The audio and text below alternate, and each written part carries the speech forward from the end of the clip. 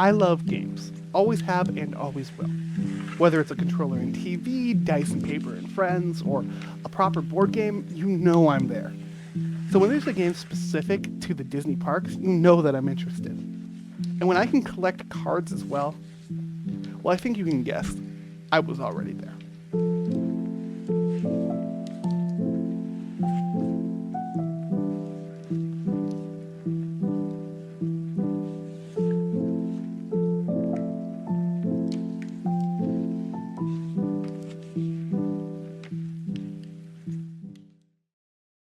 Theme parks right now are thriving on games. Seriously, we are in a great place right now for interactivity in theme parks. Super Nintendo Land as a whole at Universal is fantastic in interactivity. And even on the Disney side, we have bounty hunting at Galaxy's Edge and the DuckTales World Showcase Adventure at Epcot, which, if we're being honest, in my heart, will always be impossible.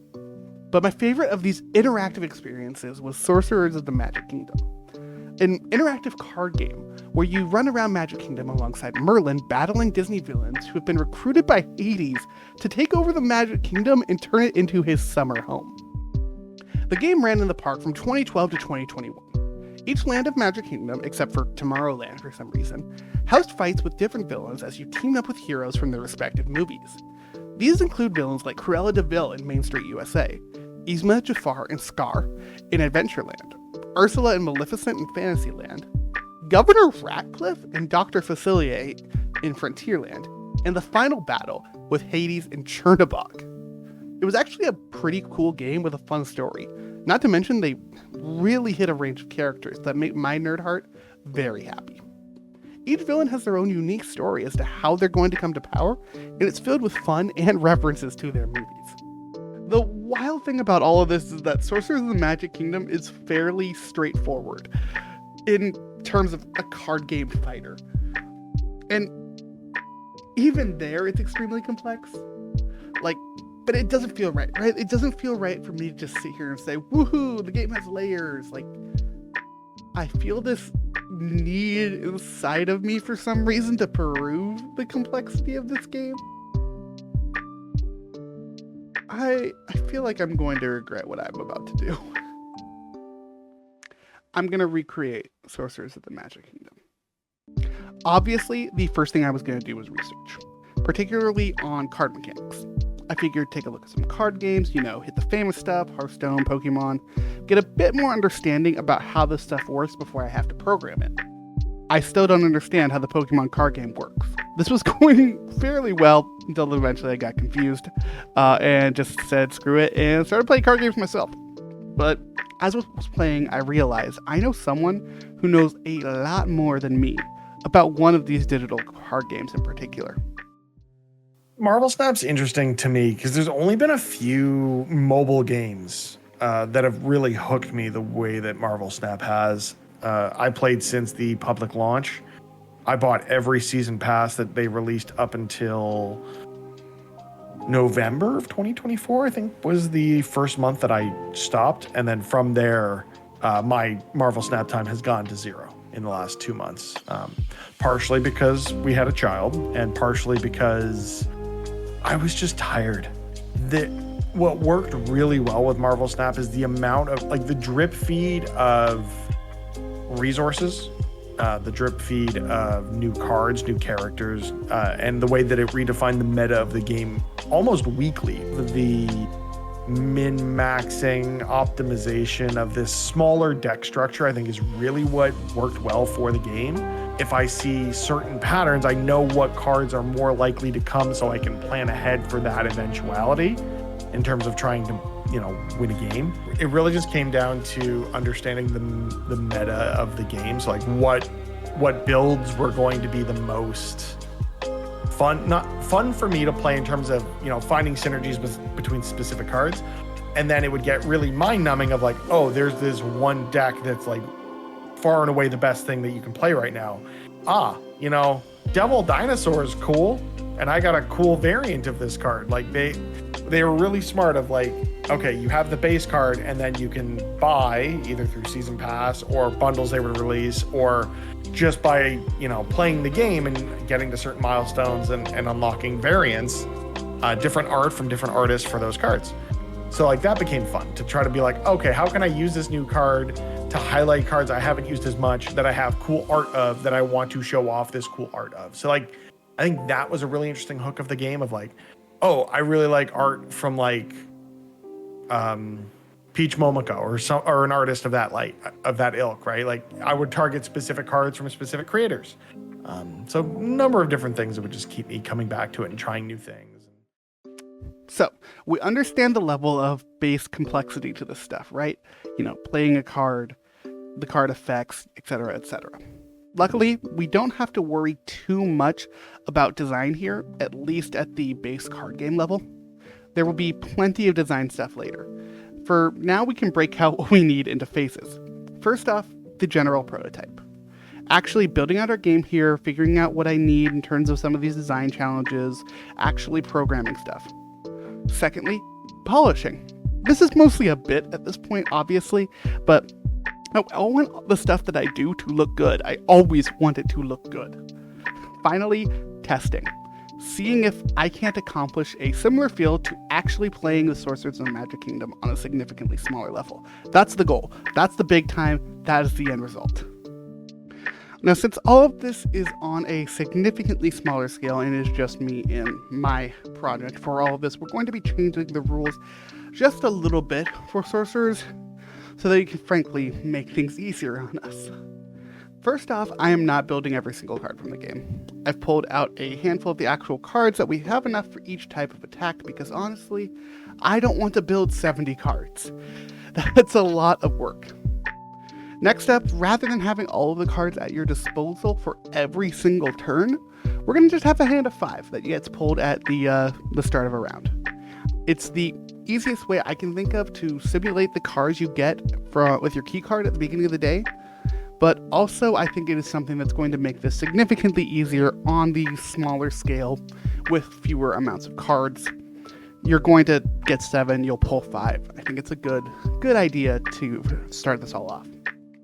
Finally, for my own ease, players will only be able to use 1 card at a time. To make up for that, players will be able to cast up to 3 cards per turn. It's not the 7 that you can normally use in the game, but since everything is already scaled down, I think it will work fine.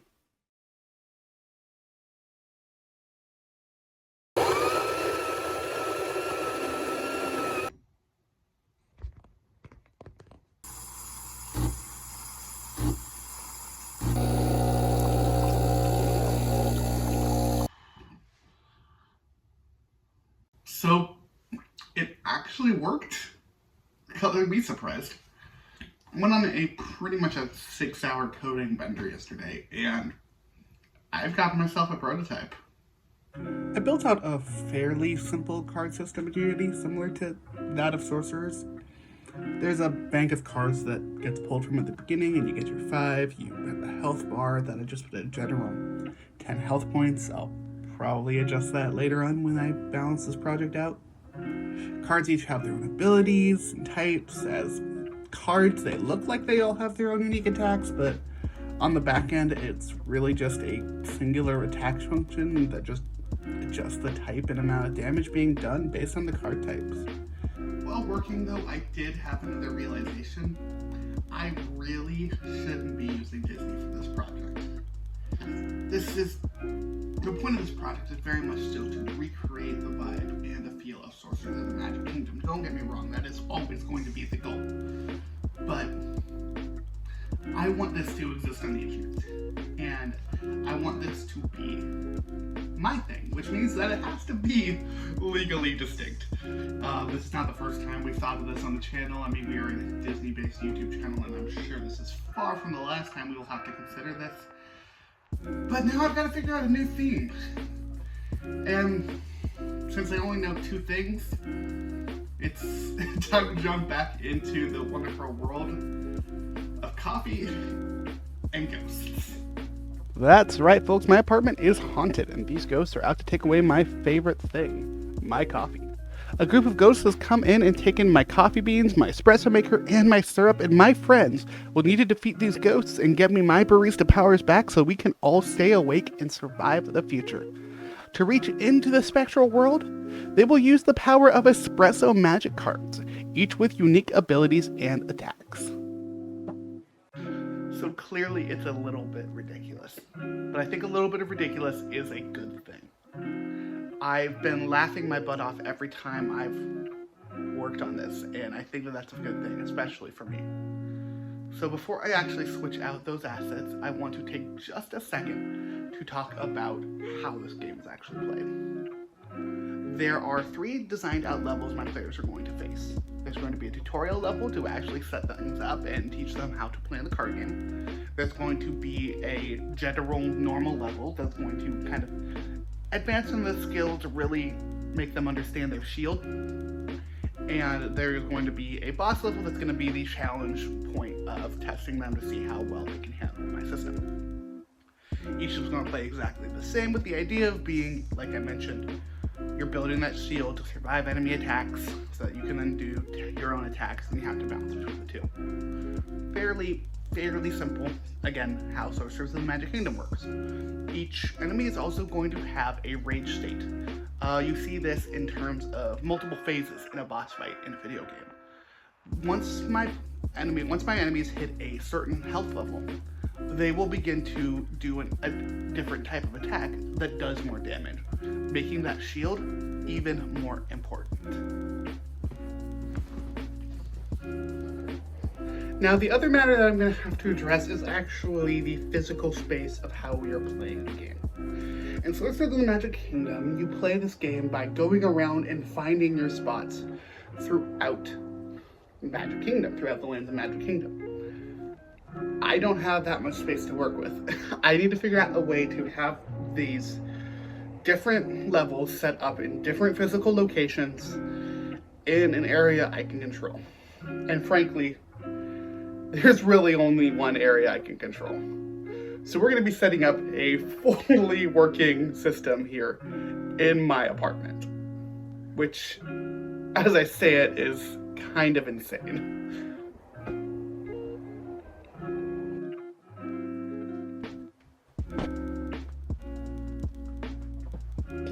So, how are we going to make it work?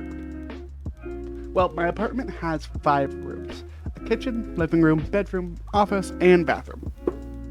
Well, we might as well say 4 rooms. I'm not using the bathroom for this. In 3 of those rooms, I'm going to set up a laptop with the room's level on it. When beating a level, they will get sent to the next level and be given a riddle as to how to unlock it.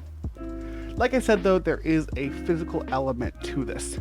It's really easy to recreate the different location feels, but a bit harder to recreate the actual finding of the key portals, even if there was always a line.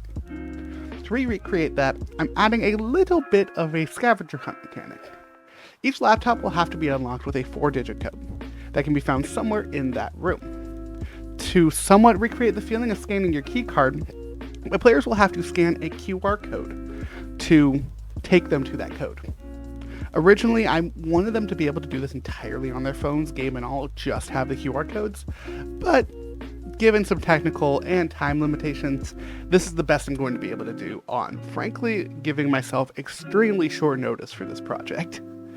So, I've got a bunch of QR codes I gotta go print off, and I got a game I got to finish. Wish me luck. I wonder when the last time I worked on that Sorcerers of the Magic Kingdom project was. Let's take a look.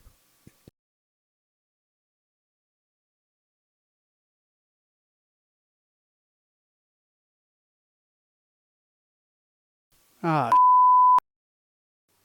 let me let you in on a little bit of a secret. I work on a lot of projects, whether it's during my normal workday or here for D plus Us. I work on a lot of different things, and there's some things I forget about, and there's some things that I willingly pushed aside when I get to a point where I'm not having as much fun. And I'll be honest with you, I don't like doing art. I am not good at doing art, in my opinion, and it is something that I really struggle with. So I was thinking back on this project, realizing I'm like, hey, I never finished that. What happened? And it turns out I stalled on art, which is not surprising at all for me. I've done it in so many other projects, personal projects specifically, where I'll get to it, I'll get to making it, and then I'll get to the art part of this project and I will just shut down. And I realized that, and I'm like, I need to finish this project. I want to finish this project. This has been a project that I was actually excited about. But I am going to finish this project. It is so close to being done. Just gotta finish this up, final tests, and then actually test my friends. So, let's see how this goes. Oh my god, that was a lot of art that I was not expecting. I knew it was going to be art. I knew it was going to be a lot of art. This is something I really struggle with, but I got through it. This game is, for all intents and purposes, done. What I ended up needing to do at the last point was making card art, as well as figuring out some of the enemy design in the background.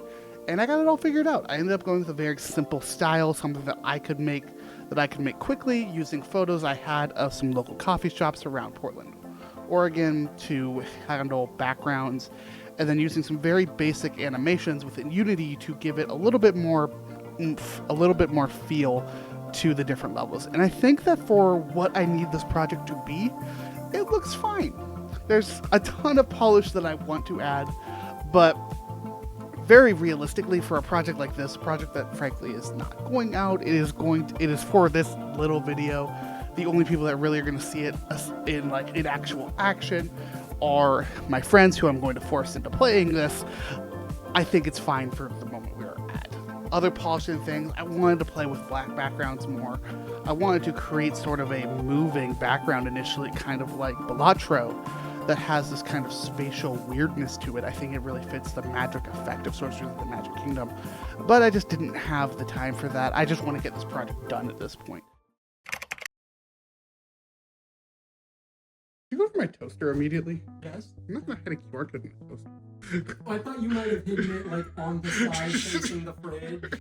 Remember your favorite game that why am I spacing of dreams? Oh, Kingdom Hearts? Yes, why am I thinking of Kingdom Hearts? Well, there's like 3 Keyblades there. You're expecting me to be able to critically think. And I mean, the last one I was just expecting you to be able to read. yeah, that's expecting too much. The game has officially been tested and played by my friends, and I am happy, extremely happy with the outcomes. First and foremost, feedback. God, they had fun. I'm so happy that they had fun. That was the goal of all of this, right? The goal of creating really any game is for the person to have fun. That is my goal when it comes to anything I create. So I'm so happy that my friends actually had fun with the project. I like it. I like I don't know how much of the element of in-person clues is part of the game, but I do like the mixed modality of having an in-person element of the game and a digital aspect of the game. And even beyond that, I like digital card games as well. Again, very escape room. You know how much I love the room, so right on my like. I really liked it.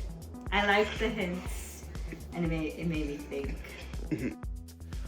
That said, there were a couple of little bit of pain points that I thought were particularly interesting. First off was the actual finding of the keys to unlock the computers. There was a little bit of pain points there in terms of rules. I very purposefully did not give them more rules other than the riddle to find the QR code. So doing that with them was very interesting to see how do you react to that? What is your strategy within this? Like, I had one friend who just looked anywhere and everywhere until they eventually found it. Another friend who took it more strategically, thought more about the puzzle, and solved it. And it was really interesting seeing that transform into how they would play the card game, doing something very similar. My friend who kind of just looked at everything in the room brute forced their way through the card game. Whereas one of my friends who took their time, thought about the puzzle, thought about my riddles, and was able to solve it from there, she was able to look at the actual cards, deduce numbers and whatnot, and figure it out. my first one just started flicking cards with the mindset of, if this were a barista, man, I'm gonna just fuck him up. One of the other fascinating things for me is kind of where there was repetition in certain things, mostly falling under particular cards of use, as well as the different places to search. For some reason, everybody decided to look underneath my cutting board in my kitchen. At the same time, everybody also used a lot of sugar card that I had designed. Now, the feedback part of this was also very fascinating to me because this was ultimately the best way I had to quantify whether or not I had a good job. Here was, what criticism am I going to get, and how do those compare to the original Sorcerers of the Magic Kingdom back in Florida back in the day?